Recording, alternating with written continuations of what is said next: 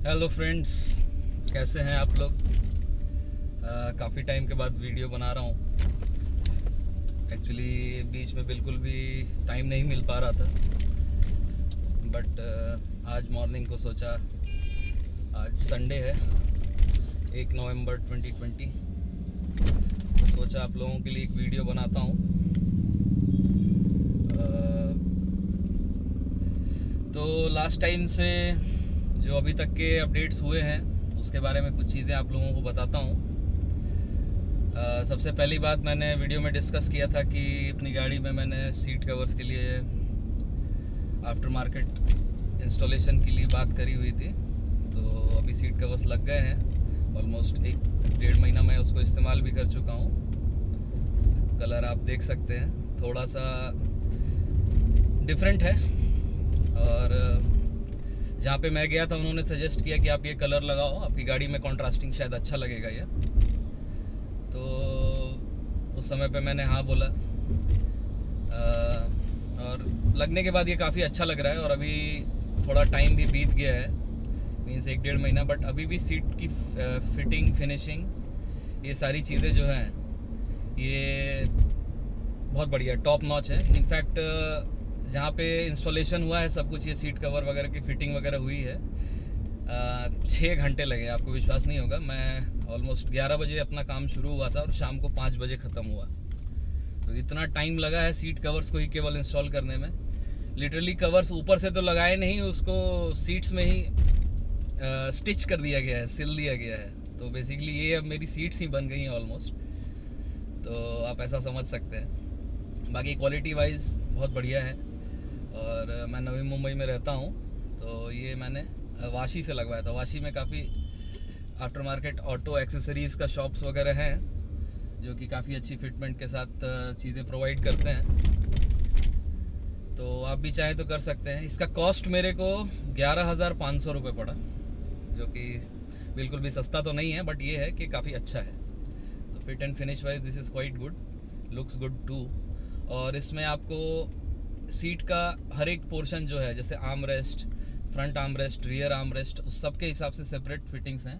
मतलब जैसे आप नॉर्मल गाड़ी को यूज़ करते हैं विथ सीट्स एंड एवरीथिंग, उसके सारे फंक्शंस, जो आर्म रेस्ट आप ओपन कर सकते हैं, ये सारी चीज़ें कर सकते हैं। तो कोई भी पोर्शन इसमें आर्म रेस्ट वगैरह का ब्लॉक नहीं हुआ है, सबके लिए सेपरेट चीज़ें आई हुई थी। तो उसके हिसाब से ही बिल्कुल सब कुछ था। तो देखने में तो काफ़ी अच्छा है, मुझे भी काफ़ी अच्छा लगा, फैमिली मेम्बर्स भी हैं और जितने फ्रेंड्स लोग हैं उनको भी काफ़ी अच्छा लगा। तो ये तो रही सीट कवर्स की बात।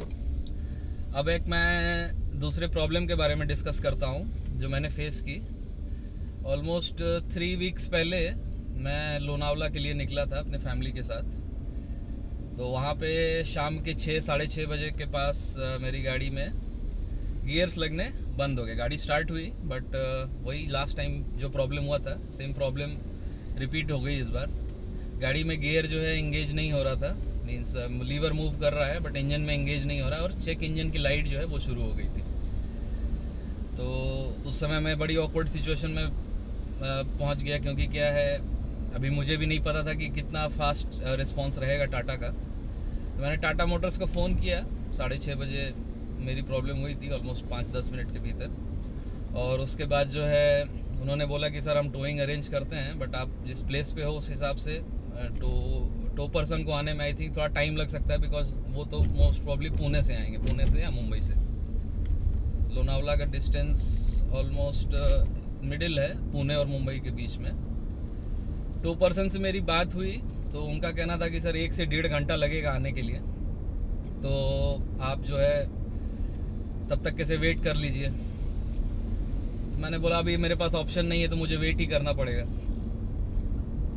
1 घंटे के बाद उनका कॉल आया कि सर आपके लिए टो पर्सन अरेंज कर रहे हैं। मैं बोला अभी तो घंटे भर पहले बात हुई, तो अरेंज तो कर तो दिया था। बोला सर वो जिन टो पर्सन को अरेंज किया था उनकी खुद की गाड़ी ख़राब हो गई। एनीवेज, जो दूसरा टो पर्सन अरेंज किया वो 15 मिनट्स में ही पहुंच गया। उनका कहना था कि सर मैं लोकल ही हूँ। मैं बोला पहले ही अरेंज कर दिए रहते, टाइम बच गया रहता। एनीवेज, तो 8-8:15 बजे मेरी गाड़ी लोनावाला से टो हो करके मेरे रेसिडेंस पनवेल पे पहुंची 2 घंटे के बाद, ऑलमोस्ट 10:15 10:30 बजे।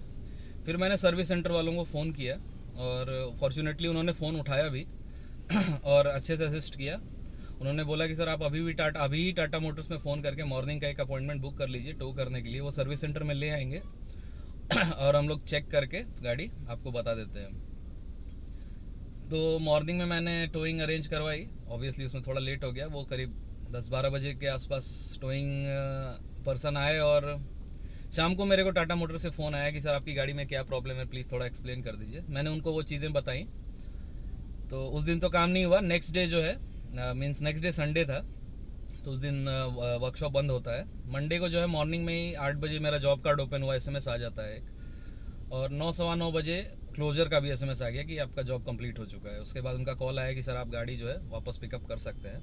जब मैं वापस गया तो उनका कहना था कि सर एक सॉफ्टवेयर अपडेट था, चूँकि आपकी गाड़ी फरवरी में मैन्युफैक्चर हुई है और बिलिंग जून में हुई है, तो उस समय पे कुछ पुराना सॉफ्टवेयर था, तो अभी उसको अपडेट कर दिया, तो ये प्रॉब्लम अभी दोबारा आनी नहीं चाहिए। मेरा भी कहना था कि देखिए क्या है, ऐसी प्रॉब्लम आपकी तरफ से पहले से ही सॉल्व होनी चाहिए थी। जब आपको ये चीज़ें पता थी तो आप पहले ही अगर कस्टमर को इन्फॉर्म कर देते तो ये प्रॉब्लम फेस होने के बाद उनको नहीं आना पड़ता। तो बोला सर एक्चुअली क्या है, सेपरेट चैसी नंबर के हिसाब से अलग अलग सॉफ्टवेयर, मतलब कुछ ही गाड़ियों में ऐसे प्रॉब्लम है, तो इसीलिए सर सबको इन्फॉर्म जो है वो नहीं किया गया था। तो मुझे लगा कि ये थोड़ा सा लेम रिप्लाई है, क्योंकि उनके पास सारा डेटा होता है, तो उनको मेरे हिसाब से पहले ही इन्फॉर्म कर देना चाहिए था। बट एनीवेज प्रॉब्लम मेरी सॉल्व हो गई, और जैसा मेरा अंदाज़ा था एग्जैक्ट सेम प्रॉब्लम थी जो लास्ट टाइम हुई थी। तो वापस से उन्होंने फॉल्ट कोड वगैरह क्लियर किया होएगा और सॉफ्टवेयर अपडेट कर दिया होगा, जैसा उनका कहना है। मैं कंफर्म तो नहीं कर सकता उन्होंने सॉफ्टवेयर अपडेट किया है या नहीं किया है। तो प्रॉब्लम रिजॉल्व हो गई। साथ ही साथ जिस दिन प्रॉब्लम हुई थी, तो मैंने पहली बार जब प्रॉब्लम हुई थी तो मैंने बोला था कि मैं एक OBD डायग्नोस्टिक टूल परचेज़ करूंगा, बट उस समय मैंने परचेज़ नहीं किया था। बट ये जैसे ही दोबारा हुआ तो मैं वहाँ पे खाली ही बैठा हुआ था, गाड़ी मेरी ख़राब पड़ी थी, फैमिली मेरे साथ थी, तो मैंने वो परचेज़ कर लिया। और वो टूल जो है OBD टूल, अब वो मेरे पास आ गया है। मैं जिस दिन आया था उस दिन मैंने उसका थोड़ा टेस्टिंग वगैरह भी किया था। बेसिकली आपके फ्यूज़ बॉक्स में वो कनेक्ट हो जाता है ब्लूटूथ के थ्रू। एक एप्लीकेशन है जो उस पर ही लिखा हुआ है, टूल के साथ ही दिया हुआ है। एक QR कोड आपको स्कैन करना है, एप्लीकेशन आपके मोबाइल फ़ोन में इंस्टॉल हो जाएगा। आप उसको ओपन करके चेक कर सकते हैं क्या क्या प्रॉब्लम्स हैं, और ये सारी चीज़ें उसमें शो होती हैं। ऑब्वियसली जब मैं चेक कर रहा था तो मेरी गाड़ी में कोई प्रॉब्लम नहीं थी, तो उसने कोई प्रॉब्लम शो किया नहीं। अब होपफुली नेक्स्ट टाइम अगर कोई ऐसी प्रॉब्लम आएगी तो शायद वो शो कर दे। और जब फर्स्ट टाइम ये प्रॉब्लम हुई थी तो उस समय एक टेक्नीशियन ने इसी के थ्रू इस प्रॉब्लम को चेक फॉल्ट कोड क्लियर भी कर दिया था, तो उसकी गाड़ी शुरू हो गई थी, चलने लगी थी। तो बात वही रही, मैकेनिकल फॉल्ट नहीं था, कुछ इलेक्ट्रॉनिक कंट्रोल यूनिट का फॉल्ट था, जिसके कारण फेस तो कस्टमर को ही करना पड़ता है। तो ये तो हुई एक बात। दूसरा, कुछ लोग पूछ रहे थे कि AMT गाड़ी में माइलेज काफ़ी कम है और ये सारी चीज़ें हैं। देखिए हाँ, हो सकता है, क्योंकि क्या है, ऑटोमेटिक गाड़ी में गियर जो अपने आप शिफ्ट होता है वो थोड़ा सा हायर RPM पे होता है। मैनुअल में आप उसको काफ़ी पहले कर सकते हैं, ऑटोमेटिक में ये चीज़ें थोड़ा लेट होती हैं, तो आपको माइलेज कम मिल सकता है। इनफैक्ट मेरे अभी MID पे एवरेज 15.2 शो कर रहा है। बट ये लास्ट मंथ में मैं ज़्यादा ऑफिस के लिए नहीं गया था, मैं लीव पे था, तो मैंने ज़्यादा जो भी टूर्स किए हैं वो हाईवे अराउंड ही किए हैं। मैंने 2-3 जगह विज़िट भी किया, मीन्स आप इसको मीडियम ड्राइव्स पकड़ सकते हो। मैं लोनावला गया था, मैं माथेरान गया था। माथेरान जाने में भी गाड़ी मतलब वहाँ पे जो स्टीप चढ़ाई है, मैंने गाड़ी को सिटी मोड में ही ऑटोमेटिक में ही चलाया, मैनुअल मोड पे भी नहीं किया, गाड़ी बहुत ही आसानी से चढ़ गई। हाँ, बट ये है कि गाड़ी में थर्ड गियर नहीं लग पाया, बिकॉज आपको गाड़ी आप उतनी स्पीड पे वहाँ पे नहीं ले जा पाएंगे। 30-40 से ज़्यादा की स्पीड बनती नहीं है, क्योंकि जैसे ही उतने स्पीड पे आप रीच करते हो तो एक काफ़ी बड़ा मतलब शार्प यू टर्न आ जाता है, V turn, in fact hairpin turn है, और वो हाइट के साथ भी रहता है। बट गाड़ी ने कहीं पर भी उसके बाद वो प्रॉब्लम नहीं दी और आसानी से चढ़ गई ऊपर तक के। और ख़राब रास्तों में और इन सारी चीज़ों में तो आप नेक्सॉन के टायर्स और सस्पेंशन इतने अच्छे हैं कि आपको आइडिया भी नहीं लगेगा। अभी जो भी मूवमेंट है आप महसूस कर रहे होंगे, वो मेरे जो मोबाइल होल्डर डिवाइस है उसका कनेक्शन थोड़ा सा शायद लूज़ हो गया है, उसके कारण है। बाकी रोड के गड्ढे तो गाड़ी बस यूँ ही एब्जॉर्ब कर ले रही है। इसके साथ जो है आपको मैं कुछ और एक चीज़ें बताना चाहता था जो मैं फेस कर रहा हूँ अभी। मतलब मुझे ऐसा लगता है कि ये नहीं होना चाहिए, और अभी मेरी गाड़ी का किलोमीटर जो है वो 7200 के आसपास हो गया है। सेकंड सर्विस ड्यू हो गई है। मैं इसको 200-400 किलोमीटर और हो जाने के बाद इसको सर्विस सेंटर में सर्विस के लिए दे दूंगा। उसमें मुझे ये लग रहा है कि सामने से जो विंडो पेन है, जो अपना मेन ग्लास है गाड़ी का, उसमें से ऐसा मुझे फील आता है कि शायद वो थोड़ा सा ऐसा उसमें कर या ऐसे छोटी सी आवाज़ आती है गाड़ी चलाने के टाइम पे, लेकिन हर बार नहीं आती, कभी कभी आती है, कभी कभी नहीं आती है। मुझे पहले लगा कि मेरे मोबाइल होल्डर के इंस्टॉलेशन माउंट के कारण वो प्रॉब्लम हो रहा है, बट वो ऐसा नहीं है। वो सब सही चेक करने के बाद ही मैंने देखा कि वो अभी भी आवाज़ आ रही है। कुछ लोगों का कंप्लेन ये भी था कि राइट साइड के डोर के ग्लास से आवाज़ आती है। मेरे केस में राइट साइड डोर से आवाज़ नहीं आ रही है, लेकिन फ्रंट ग्लास से मुझे ऐसा लग रहा है कि हल्की सी, एकदम हल्की सी आवाज़ आ रही है। शायद कुछ सही करेंगे वो सर्विस सेंटर में, मैं उनको ये चीज़ें बताऊंगा। तो ये रही मोबाइल इसकी बात।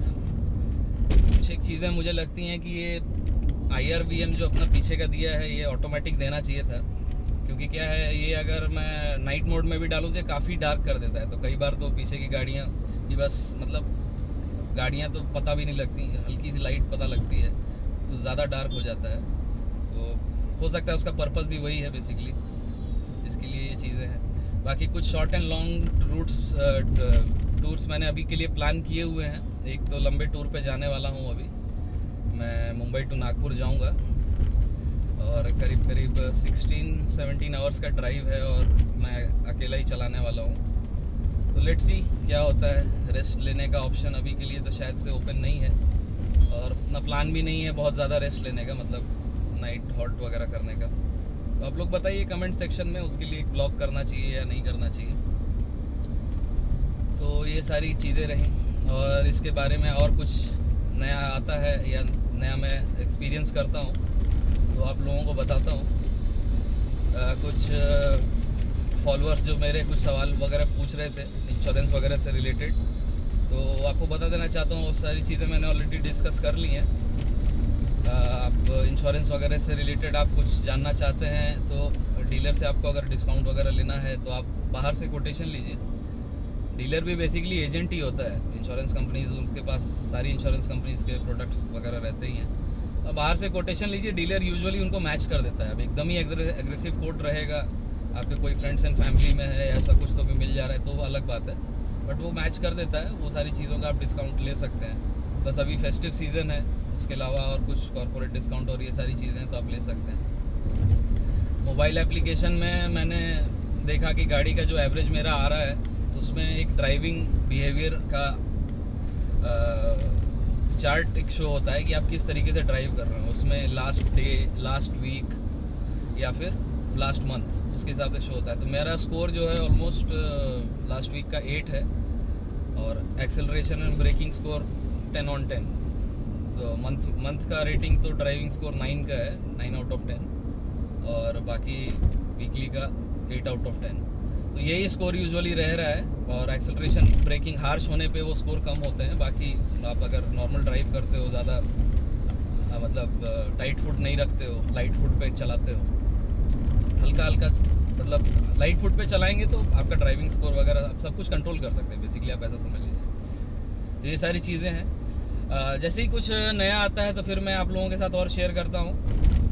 काफ़ी लोगों का, एक सर हैं हमारे खास तौर से, वो काफ़ी टाइम से बोल रहे हैं कि सर आप हिल होल्ड के लिए बनाना चाह रहे थे वीडियो। बात आपकी सही है, बट एक्चुअली कैसा, हिल होल्ड के लिए मुझे एक सेकंड पर्सन की रिक्वायरमेंट रहेगी, और जब सही समय था तो वो मैं इसको रिकॉर्ड नहीं कर पाया। बट अब जैसे ही मौका मिलता है मैं उसको रिकॉर्ड करता हूँ, और एक दो चीज़ें जो बची हैं उसको भी रिकॉर्ड करके आप लोगों को दिखाने की कोशिश करता हूँ। ओके फ्रेंड्स, मिलते हैं अगले ब्लॉग में। Thank you very much.